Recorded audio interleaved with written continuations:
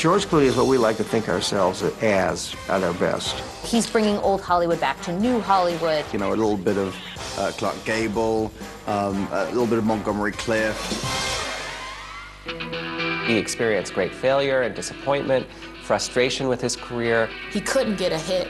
He couldn't get on a movie. Clooney became a household name by starring in ER. Everyone all of a sudden started to really pay attention to him. Bill O'Reilly essentially called him a traitor to this country. When George Clooney says that he's interested in helping in Darfur, he isn't just writing a check. He'll get on the plane, try to get himself killed. Clooney will be able to play the complex heroes of tomorrow's movies because he's lived it.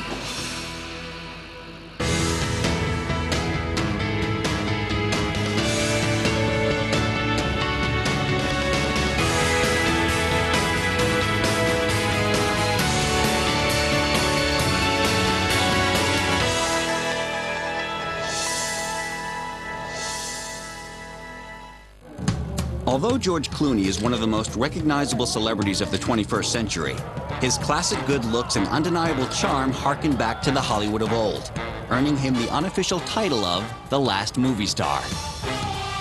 I think George Clooney is in many ways like the perfect film star. I mean, he's really almost like a throwback to the past when Hollywood used to make perfect film stars on an almost, weekly basis.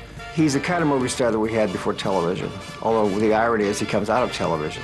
When you see him, he evokes memory of Cary Grant or Clark Gable, Gary Cooper. He brings a certain elegance and gravity, almost like a sort of a patina of celebrity that too often new stars don't have. They're ephemeral, they're shallow, they'll blow away. They don't have the voice that he has. There is no doubt that today George Clooney is an American icon, but he worked long and hard to gain his current star power. The guy who can do no wrong in his 40s could do nothing right in his 20s.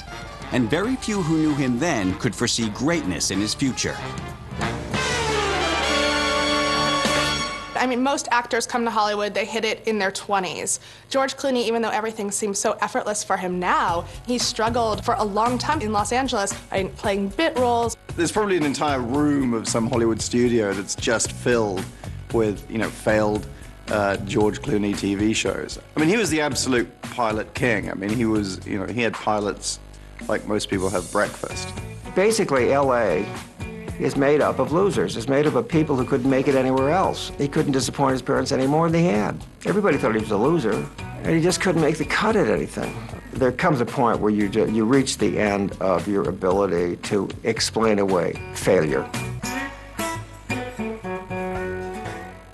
George Timothy Clooney's long journey from L.A. failure to Hollywood's A-list started in Lexington, Kentucky, when on May 6, 1961, local news personality Nick Clooney and his wife Nina gave birth to their second child. George Clooney is who his parents are and where he comes from. He's born in Kentucky, he's near Cincinnati. His mother was a beauty pageant winner, his father a broadcaster, a game show host. But every time I've talked to George Clooney, and I've done that plenty in the last decade, the conversation always goes to Mom and Dad. To his father, he's endlessly referring to him about some values that he's given him. When people use the word class, his class refers to breeding. And you either have it or you don't. And his father is a gentleman. When George was a kid growing up with his sister, his father would say, "Who's Martin Luther King? Who's John F. Kennedy? Who's anybody else that's doing something in the world?" And they had to answer, and they had to do book reports, forget school. And I said, "How old were you when this started?" And he said, 6. And I said, 6? You had to answer those questions about it? And he said, "This is the home I grew up in. This is why I'm in everybody's face now." In addition to current affairs, the Clooney children got a lesson in the fickle nature of celebrity and fame. His father, when George was young, had a fight with the local TV station he was on because they wouldn't give him the amount of money he wanted for his salary. And he'd earned it. He deserved it. He brought up ratings. He was worth it. And they wouldn't do it, and he walked out. And the result is the family had no money for a year. And he got a job working in a community theater somewhere around Cincinnati. And they lived in a house trailer. I think his respect for his father comes from that his father, at certain points in his life, out of principle, has put everything on the line. George looked up to his father, but he had no plans to follow in his footsteps as a media personality. He was more interested in sports. By high school, George was on his way to becoming a popular jock, until he came down with Bell's palsy.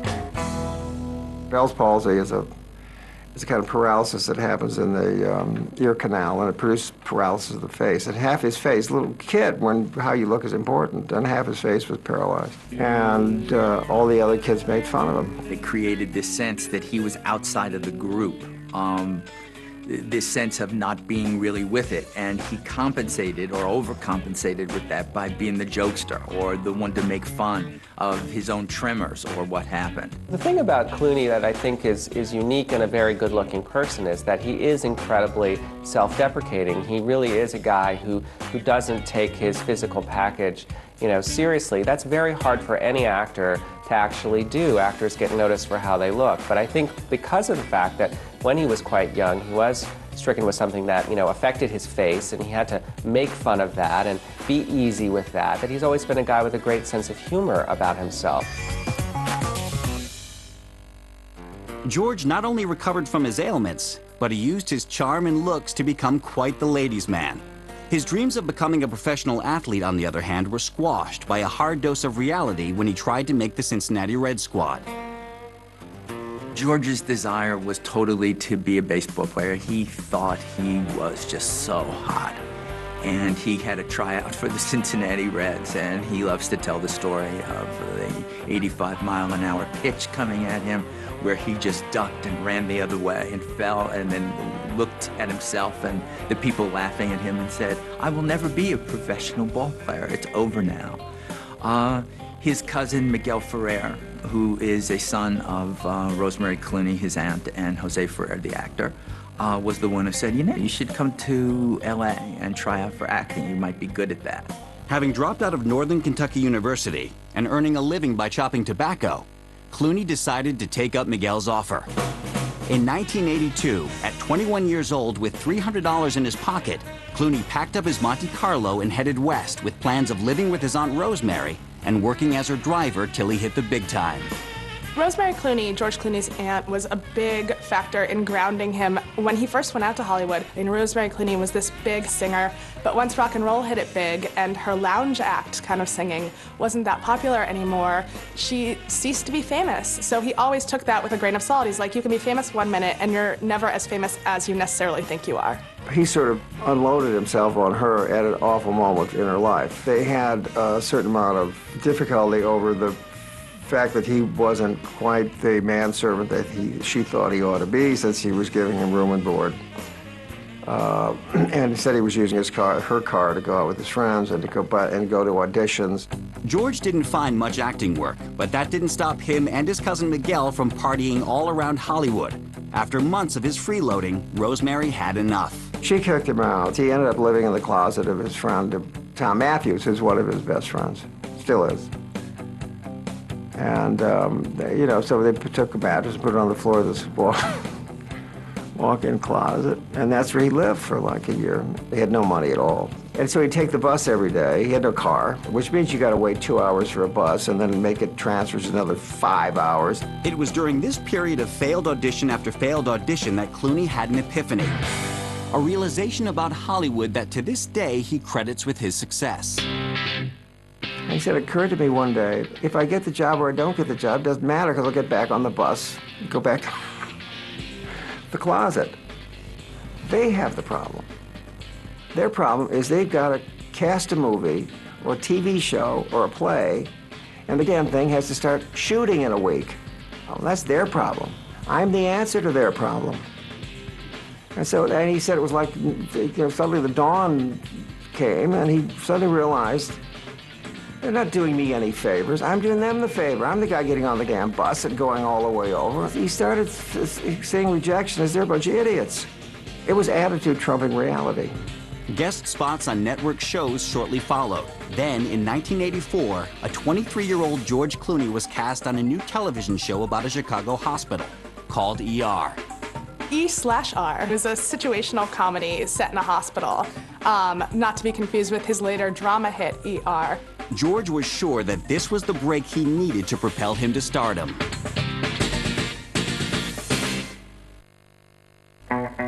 In 1984, George Clooney was a 23-year-old with no car, living in a friend's closet. However, after 2 years of struggling in Hollywood, he got the call he hoped would change his life. His agent informed him he was cast as one of the leads on a new television show about a Chicago hospital called ER. Not to be confused with his later drama hit, ER. E/R is a situational comedy set in a hospital that lasted for only 22 episodes and was then canceled, but it was his first big break into television. ER failed to make Clooney a household name, but it did lead to guest roles on Golden Girls and Murder, She Wrote, and semi-regular roles on Facts of Life and the ABC hit Roseanne. He was also getting work in low-budget horror flicks like The Return to Horror High and Return of the Killer Tomatoes. All right, look. Just for the sake of argument, let's suppose she's a tomato. Let's go so far as to suppose that she's here. How you gonna tell one tomato from another? Both his profile and his pay scale rose, but Clooney wasn't happy playing secondary characters in third-rate fare.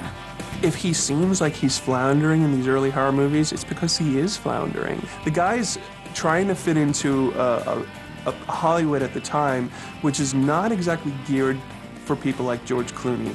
We're talking about the age of the action hero. The mid-'80s, the late '80s. This is high Arnold period, I guess you could say, and Bruce Willis and Die Hard. And so Clooney, who I think becomes more substantial and more handsome as he grows up, he's just not quite there yet. He's not an action hero, and he's not fitting the Hollywood mold. He was very happy that he was making hundreds of thousands of dollars every year from these sitcoms, but he was still a relative unknown. He couldn't get a hit. And for someone who really felt like acting was their passion, it was still very disappointing. While Clooney was becoming increasingly frustrated and despondent with his unstable career, he tried to find stability in his personal life. He took his modest savings and purchased a home in the Hollywood Hills and settled down with his girlfriend, a then up-and-coming Kelly Preston. Back in his early years in Hollywood, George dated Kelly Preston, Mrs. John Travolta, and the two ended up buying a house together, and he even got her a pet pig named Max as a present. I mean, his house is built into the side of this canyon, so it's very difficult to get away from the pig. You know, pigs aren't quiet, and they smell. And if you didn't know he owned a pig, when you walked in the door, you'd know he owned a pig. And he finds it charming. Whether she was unhappy living with the pig or with George, Kelly Preston didn't stick around long. When she moved out, George became increasingly disheartened about his failures in life and love and returned to the arms of an ex, Talia Balsam, whom he dated in 1984. She's a young actress, and she was heavily involved with another guy. And this, again, is typical of Clooney. And he just fell head over heels for her. Just months after Kelly Preston broke his heart, Clooney packed Talia, her mother, and several friends into a Winnebago bound for Las Vegas. On December 15, 1989, a 28-year-old George and Talia Balsam were wed by an Elvis impersonator in a marriage that seemed doomed from the start. He blames himself for it, and he didn't make a sufficient amount of effort to make the marriage work. And I think it's because I think he took it for granted. Marriage is a process, and he didn't, and he saw it as an event. He chooses to be down in the casino with his friends, sitting up all night gambling. I mean, it's like, well, that's done. I've taken care of that. Now let's get on with being a boy. After the wedding, George's career showed little advancement. He was cast in failed pilots and short-lived series like Baby Talk, while he was rejected for roles like Mr. Blonde in Reservoir Dogs and the cowboy drifter in Thelma and Louise, roles that propelled others to stardom. The truth was that he'd kind of been fumbling through Hollywood for more than a decade. He enjoyed a lot of financial success on different sitcoms, but he never was a breakout star, and he didn't really have an opportunity to work on a project that he loved. George was 100% focused on making it, and he gave very little time or effort to his wife. After 3 years of playing second fiddle to his career ambitions, Talia and George divorced, leaving him with Max and a bleeding stomach ulcer. His marriage to Talia Balsam didn't work out, and it was traumatic. Since then, he is, pretty clear about the fact that he is not going to remarry, he is not going to have children. That's not who he is. While the divorce was traumatic at the time, in typical Clooney fashion, he was later able to turn his sworn bachelorhood into something of a joke. George Clooney's divorce was so bad for him that he said, look, I'm never going through this again. I couldn't do it the right way the first time, so I'm not even going to try. And he made a bet with his co-stars, Michelle Pfeiffer and Nicole Kidman, that by the age of 40, he wouldn't be married and he wouldn't have kids. It's a $10,000 bet on both of their parts. And when he turned 40, still not married, still no kids, they both sent him a check. He sent it back to both of them and said, look, double or nothing. Give me till I'm 50. Jokes and bets with leading ladies were in the future. In 1994, Clooney was still almost famous, almost making it. After 12 years in Los Angeles, he was tired of just getting by. He needed to find the role that would finally give him the break he so desperately needed.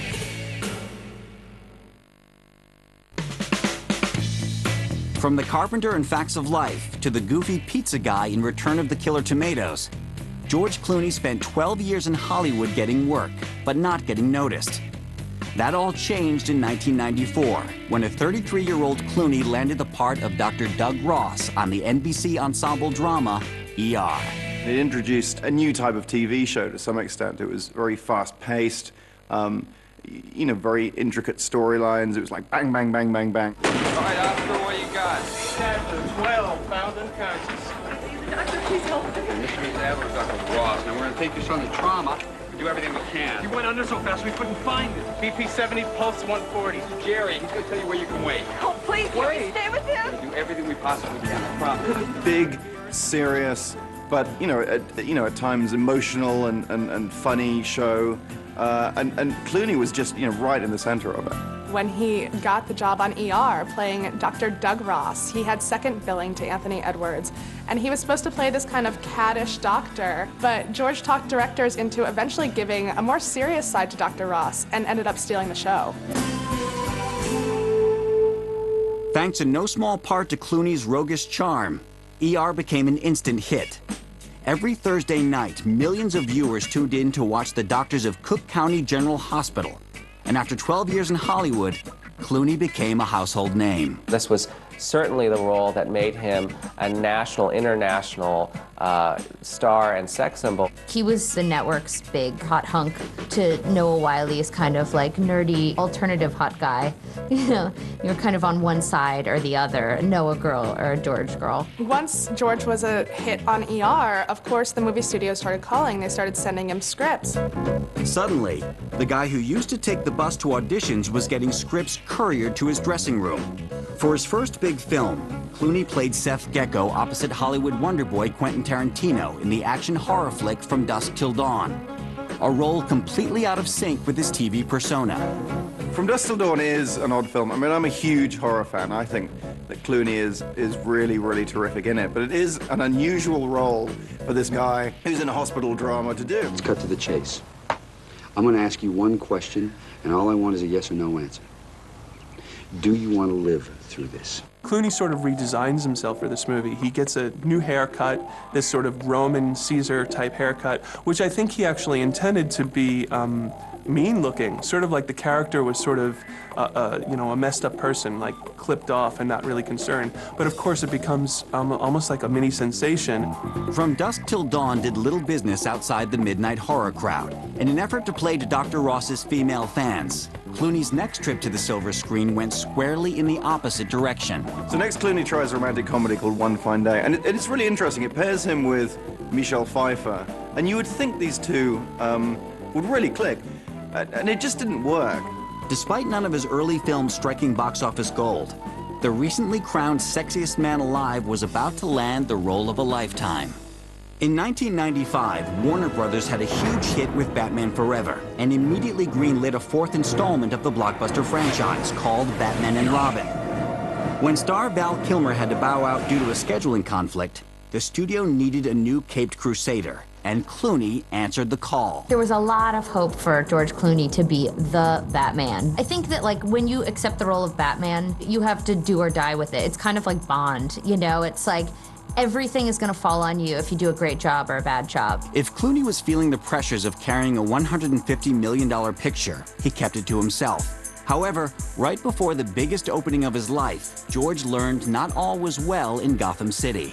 The night of the premiere, when they were showing the film to the press, he snuck up to the balcony and he said that he could feel the silence, that he could feel that people were not liking this movie. Batman and Robin should have been the career-making performance in some way because, you know, at the time, it was the biggest franchise in the world. Batman and Robin pretty much sunk it. I mean, the film was absolutely terrible.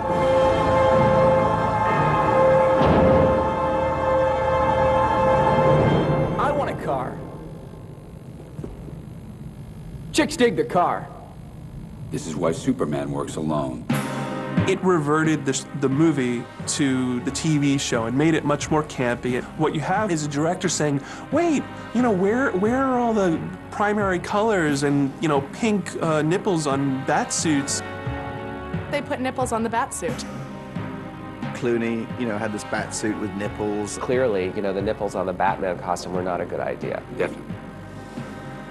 After Batman and Robin, I think a lot of actors, especially actors that have come from TV, that might have been the end of their career, really. But there's something about Clooney that people could clearly see that he was a film star. You know, he just hadn't been in a film that anybody wanted to see. Over the long run, it's really worked well for Clooney because it's almost like his punchline. I actually thought that Batman and Robin was the peak. Clooney has since been able to laugh about the flop. But at the time, the fiasco forced him to take a hard look at his career. From the moment that he realized that Batman was a bad decision, his choices in movie roles have been impeccable.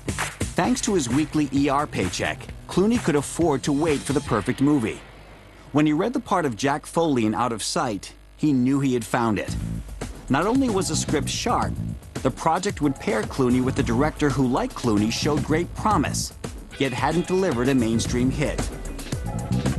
Out of Sight, which I consider to be like the key pivotal George Clooney movie, and he's terrific in it.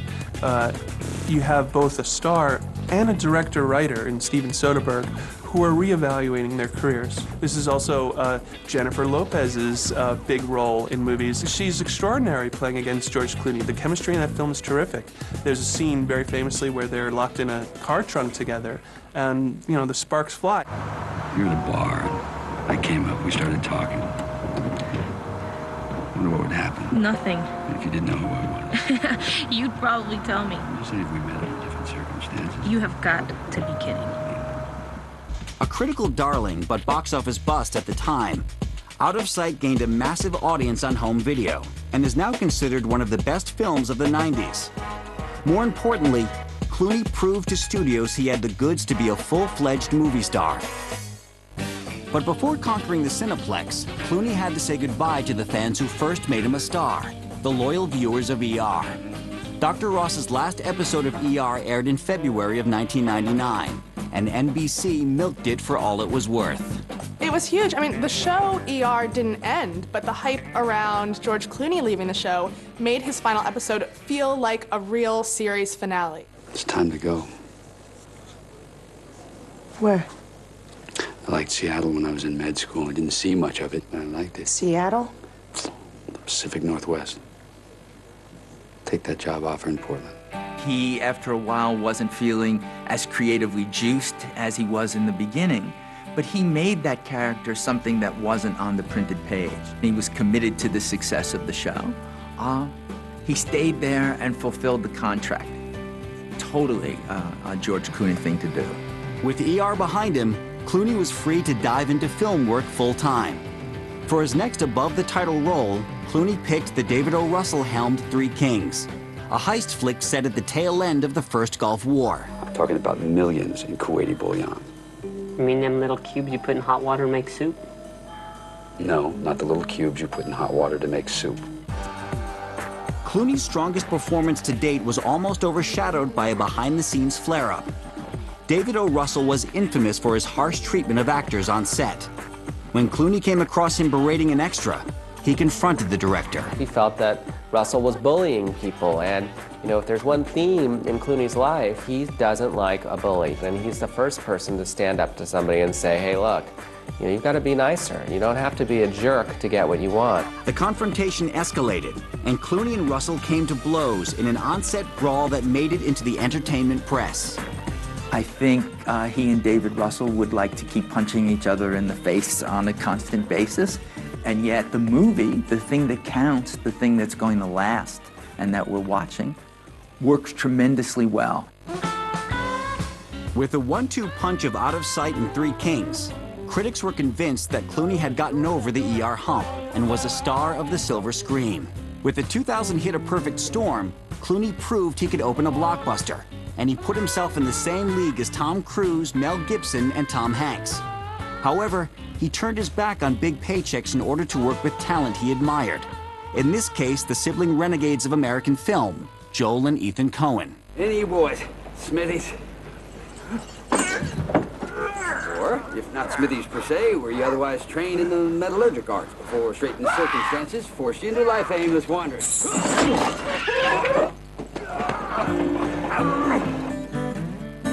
Oh Brother is the point where Clooney really shows, I think, that what he is, possibly principally, is a light comedian. Again, I think the relationship between the Coen brothers and Clooney is another one that's central to his success. In 2001, just 4 years removed from the Batman disaster, a 40-year-old Clooney was growing more popular and more powerful with every project. Clooney and Out of Sight director Steven Soderbergh partnered up to form their own production company, called Section 8. Both men wanted to make a big splash right out of the gate. Knowing big names in bigger movies was the key to making Hollywood money men happy.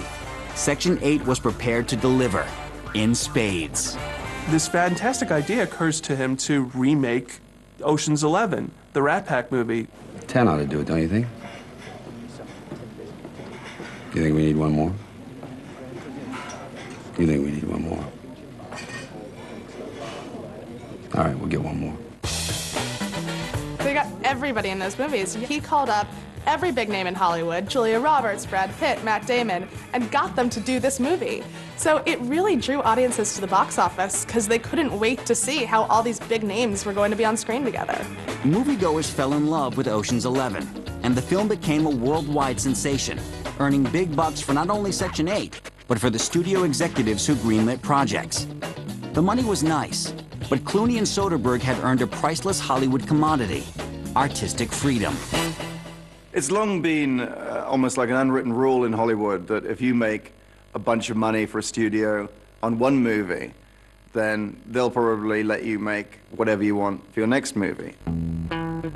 What the Ocean movies meant was that they could do one of those films, and then they could basically do what they wanted for the film in between. Clooney and Soderbergh used their political capital to get several films made, including a remake of the 1960s Russian film Solaris, and Clooney's directorial debut, Confessions of a Dangerous Mind. A film that didn't set the box office on fire, but did establish Clooney as a talent behind the camera. More importantly, Clooney cracked the Hollywood code of how to keep studios happy while delivering ideas as entertainment. And now that he could have his cake and eat it too, Clooney was eager to share. The business side for George Clooney extends past creating an environment for him to get movies made. He actually helps other people get movies made. And this is an amazing thing. And I said to a producer, what does George actually do, you know, as the executive producer? And they said, well, when we go into the studio asking for money and they say no, we send George in. He's one of these people that goes to the room and you got, you know, 3 sharks in suits sitting at a studio, and they're going to flim-flam him like they do everybody else. And he walks out the door and he's wearing their underwear, and that's how he is. He's usually the smartest person in the room, and he covers it well. Despite being one of the most powerful men in Hollywood, Clooney remained one of the most grounded. Part of this was due to the lessons on the fleeting nature of fame that he learned from his aunt and his father, as well as his own early struggles. Additionally, whenever he felt himself getting big-headed, he had the boys to knock him back to earth.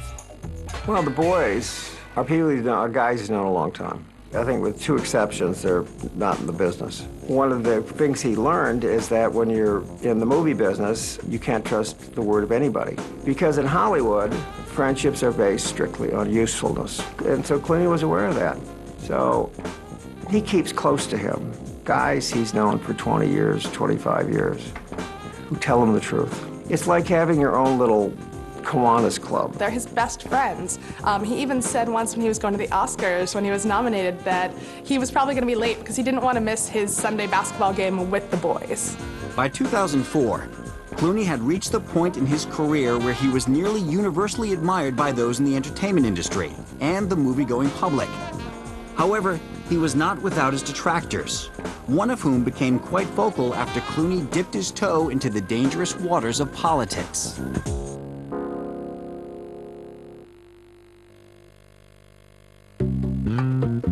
In 2004, George Clooney had established himself as a top talent and power player in Hollywood. That summer, he re-teamed with Steven Soderbergh and the rest of the Ocean's 11 gang to film a highly anticipated sequel to the 2001 heist flick. Clooney was on top of the world, and as his celebrity profile rose, so did his political activism. I think that Clooney is trying to offset his popularity with a certain amount of weight. Social weight, political weight. Clooney's sense of civic duty had emerged in the early 90s during the race riots in South Central Los Angeles. Certain things happen where circumstance intervenes and you're forced to look. And once you've seen it, if you're decent, the viewing of it produces a sense of moral obligation. And that's what happened to George when he came down to his friends to try to clean things up. Throughout the 90s, George donated his time and money to various causes, but kept his views out of the public forum until he could no longer keep silent. In the wake of the September 11th terrorist attacks, he organized a telethon that featured some of Hollywood's biggest stars personally answering calls to collect donations. We wanted to show you a few of our friends that just showed up to answer the phones, take pledges. And all around the country, thousands of volunteers at phone banks are ready to take your calls.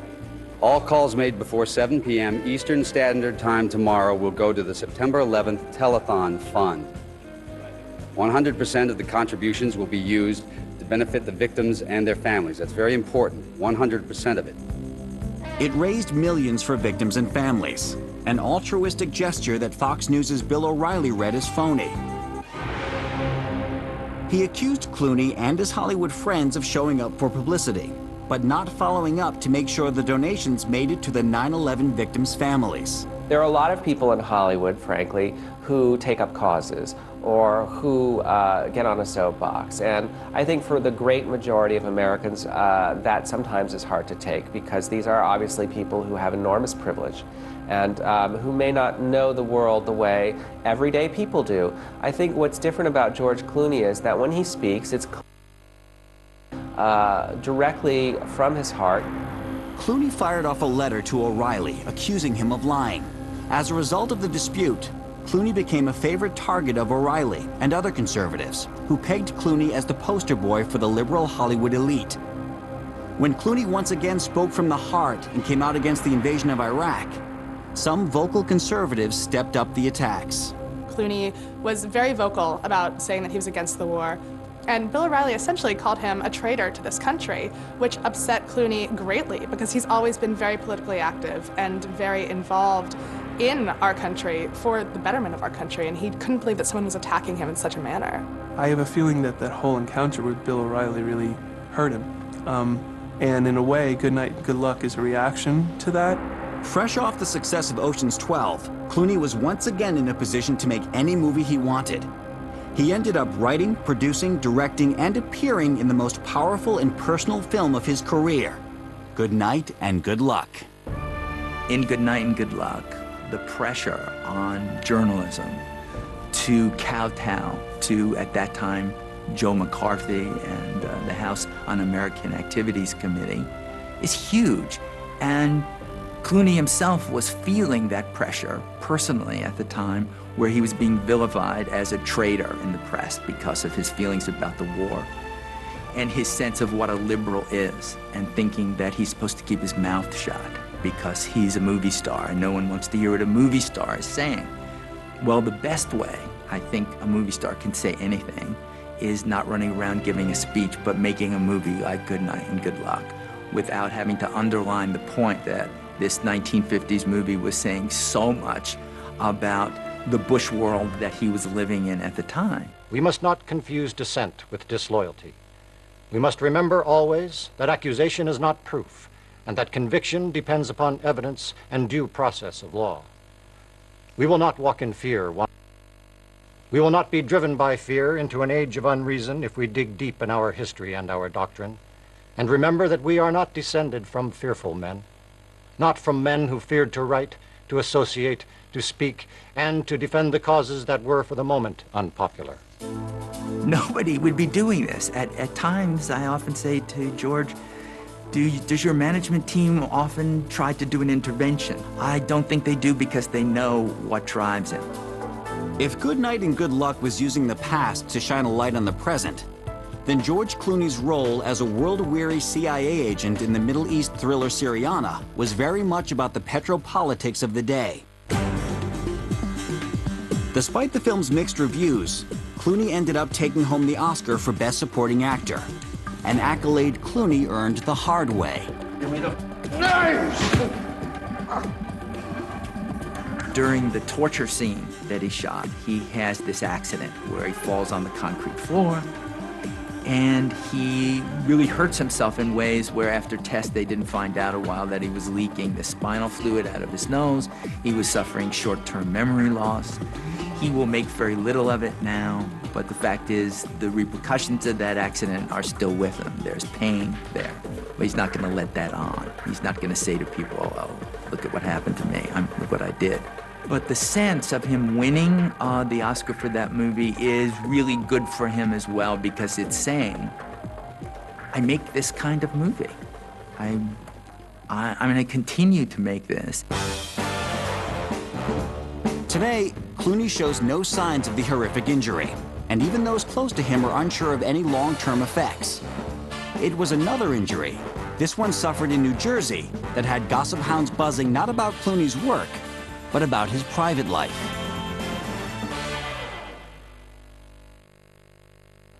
In 2007, 46-year-old George Clooney was an Oscar winner, twice named People magazine's sexiest man alive, and one of the most recognizable people in the world.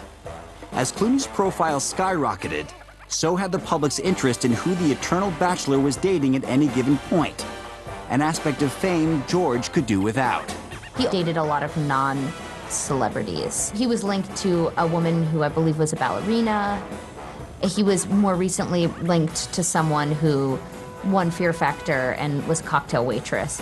Clooney's relationship with Sarah Larson would most likely be unreported to this day if George had his way. But circumstances beyond his control intervened. Sarah Larson was outed because the two were in a motorcycle accident in New Jersey. They were riding and were hit by a car, and that, of course, made big news because there was a 911 call, and both of them had to go to the hospital. Clooney quickly recovered from the minor injuries, as 2007 saw him continue his streak of pitch-perfect project selection. He had a third go-around Vegas in Ocean's 13, but it was his tour de force performance in Michael Clayton that defied the expectations of even Clooney's biggest fans. He's playing a Mr. Fix-It lawyer, somebody who's morally rotting from the inside, who is still dressed well, but has to do jobs that are killing him. To me, the perfect symbol of what goes on in Hollywood when actors decide to do something that just isn't up to them and isn't engaging their passion in what's happening. You're talking about Clooney finally figuring every aspect out. All of the moving parts are working together, and suddenly you have the rascal who's radicalizing and awakening to corruption and wanting to do something about it. I think Michael Clayton is his finest moment so far. Give me $50 worth. Just drive. As the final credits roll, the camera's just on his face. There's no dialogue whatsoever. And it's a sense of release, what's possible for this man now in his 40s, who has kind of wasted a life. Does he have this one shot back at life? And it's silent. There's nothing really happening but this man's face, posture, every gesture. And I think it's just a consummate performance. Michael Clayton earned Clooney his first Oscar nod for a lead role, an award that eventually went to Daniel Day-Lewis for There Will Be Blood. Ever the gentleman, Clooney told anyone who would listen that Day-Lewis deserved the honor hands down. Besides, Clooney had other concerns, like saving the world. If you've been lucky enough to survive rape and torture and murder and your family's burned to the ground and you've walked for 30 miles through the sand and you survived malaria and AIDS and starvation and you're lucky enough to get to one of these camps that are in terrible shape, you should at least have the right to live. One of his huge passions has been, you know, the controversy going on in Darfur. He started his own organization called Not on Our Watch with some of his Ocean 11 co-stars to help battle the genocide that's going on there, help the families who have been displaced kind of have some of the things that they need. Yeah, when George Clooney says that he's interested in helping in Darfur, he isn't just writing a check. He'll get on the plane, try to get himself killed, bring his father with him on the plane. Right now we're standing here on the border of Chad and Darfur. A lot of bad things are happening over here right now. My father and I thought we'd come over and take a look for ourselves. George feels the worst thing anybody needs to see is an American movie star saying this is what needs to be done. Instead of doing that, he really wants to go there and see what he can physically do. He doesn't absolve himself or anybody else from taking the responsibilities that come with enormous power and influence. This is a person who didn't have to talk about the situation in Darfur. This is a guy, you know, who would certainly be better off not criticizing politicians in some way because, you know, there's blowback. He actually enjoys mixing it up. He obviously understands that not everybody agrees with him, but he's never shied away from his points of view. In 2008, George Clooney was given the title of Messenger of Peace by the UN for his work in Darfur. Coupled with several heavy-hitting films, Clooney was fearful of becoming known as an issues guy.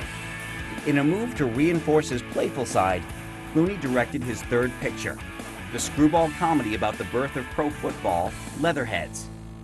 He also re-teamed with the Coen brothers to play an over-the-hill federal agent in Burn After Reading, a direct send-up of his Oscar-winning turn in 2005's Syriana. When we talk about George Clooney and the Coen brothers and what he calls the three movies he did for them, his trilogy of idiots, the Coen brothers saw what I think people who are close to George or the guys he's playing ball with and hanging out with or anybody that knows him well over the years know that the idiot side of him is taking control. And the Coen brothers have an eye and an ear for idiocy. Is that goat cheese? Chèvre. Yes, that is a goat cheese. Because I have a lactose reflux and I can't. You're lactose intolerant? Yeah, but I can't. Or you have acid reflux. They're different things. I know what they are. So you misspoke.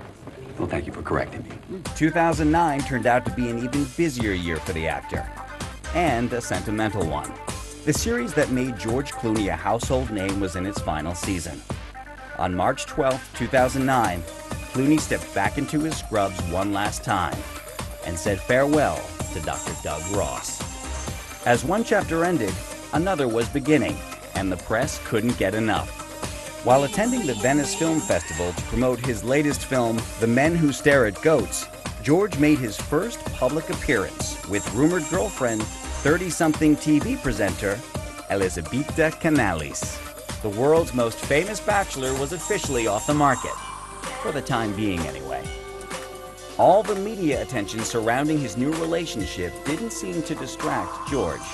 In the next 3 months, Fantastic Mr. Fox, The Men Who Stare at Goats, and Up in the Air were released. Up in the Air received critical acclaim. Casting the A-list actor in his film was a dream come true for director Jason Reitman. For 7 years, I wrote this movie for George Clooney, never presuming that he would actually say yes, but then he did.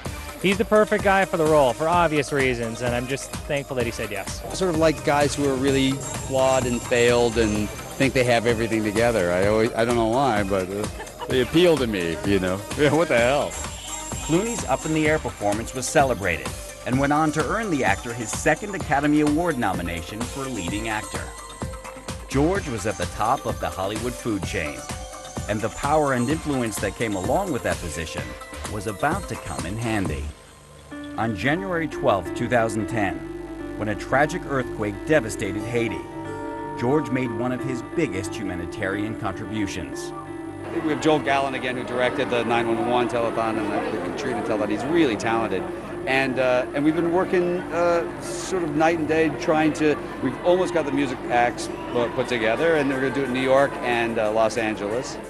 He led the Hollywood relief effort by organizing the star-studded 2-hour telethon, Hope for Haiti Now.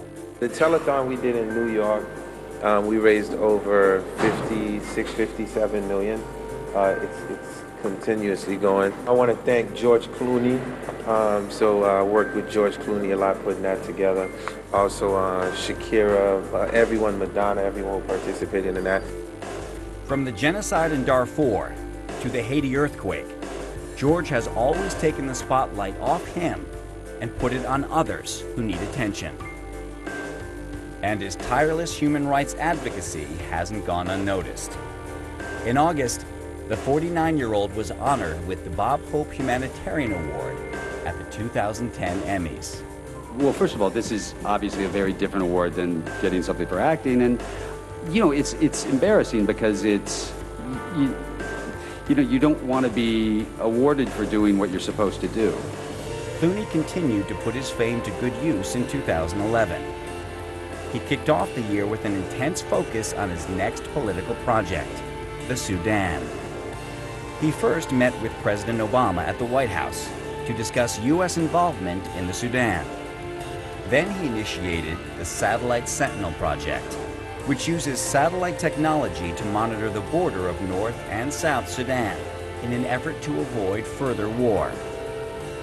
And after a visit to the Sudan in his mission to prevent another genocide, George contracted malaria. Luckily for him and Hollywood, the activist actor made a full recovery. In June of 2011, as George's film career began to pick up speed, his 2-year relationship with girlfriend Elizabeth came to an end. Just a month later, George was linked to another girl, former WWE wrestler Stacy Keibler. Once again, the press couldn't get enough of George Clooney and his latest squeeze. But George's new relationship wasn't the only thing garnering him major attention. For his political thriller The Ides of March, George was celebrated as a triple threat: star, co-writer, and director. Honestly, it's embarrassing because you don't ever want to do more takes on yourself than you do on the other actor, because then you look like a jerk. So it's trickier than you think.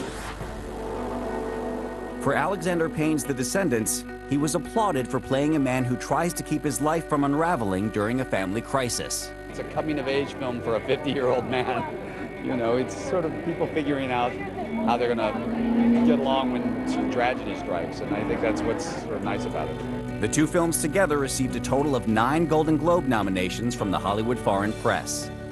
George was nominated as Best Actor for The Descendants and Best Director and Best Screenplay for Ides of March. Clooney is aces. I had been told by other directors that working with him was going to be a real dream, and it was. It was total pro. He's been doing it most of his adult life. Really funny, really gifted. They say very, very professional, and I can't ask to have had a better leading man.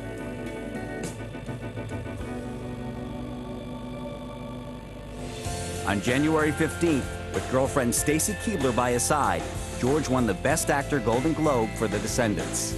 After his win at the Globes, it seemed George was destined for Oscar Gold. George later received 2 Oscar nominations, Best Actor for The Descendants and Best Adapted Screenplay for Ides of March. Never one to rest on his laurels, George got busy after award season. He's donning the triple threat hat once again for his latest passion project, The Monuments Men, and will star alongside Sandra Bullock in the sci-fi thriller Gravity. When looking at Clooney's life as a whole, both on-screen and off, perhaps he isn't the last movie star so many have crowned him, but a new kind of celebrity. A man who takes his work very seriously while being able to laugh at himself. He's been given a lot of power and a lot of wealth and a lot of success throughout his life. And he uses all of those beautiful things to give back to the world, whether it's starting a country in Africa or helping someone cross the street. He's extremely generous. He'll always say the nightmare vision of his career, that it will be George, 2-time sexiest man alive on his tombstone. That won't happen. And it won't happen because of movies like Good Night and Good Luck and Syriana. I sound like I'm saying that he's doing everything right. You know what? He almost is. He just really is doing everything that I would find an ideal for a person in his position. Clooney can go just about anywhere now. I mean, he's at the peak of his handsomeness and the peak of his success. I hope he continues to make challenging films as a director. And I hope that he continues to subvert his persona on screen. As Hollywood goes, this guy's at the top of the heap.